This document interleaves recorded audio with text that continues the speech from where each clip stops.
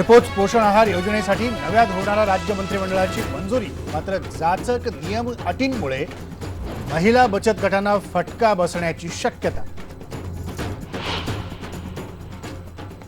श्रेयवादावरून भाजप सेनेत पुन्हा जुंपली। आदित्य ठाकरे श्रेय लाटतायत असा आशिष शेलारांनी केला आरोप। सूरज परमार आत्महत्या प्रकरणी नजीब मुल्ला नंतर बाकीच्या तीनही नगरसेवकांना जामीन मंजूर। आता चारही आरोपी तुरुंगाबाहेर।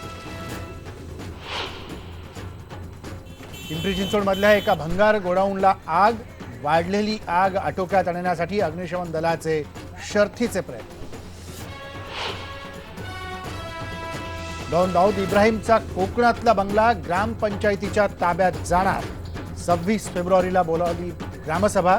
मुमके गावातला बंगला 22 वर्षापासून विना वापर पडून। धुळे जिल्ह्यातील साक्री तालुक्यात जिल्हा परिषदेच्या शाळेतल्या 18 मुलांना विषबाधा।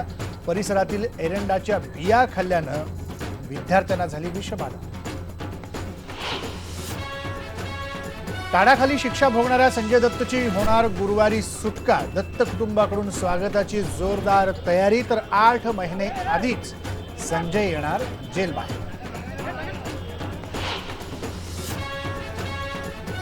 आणि यंदाच्या बजेटमध्ये तरी खानदेशवासियांना मिळणार का नवीन रेल्वे मार्ग? मनमाड धुळे इंदूर या प्रलंबित मार्गाची ही प्रतीक्षा।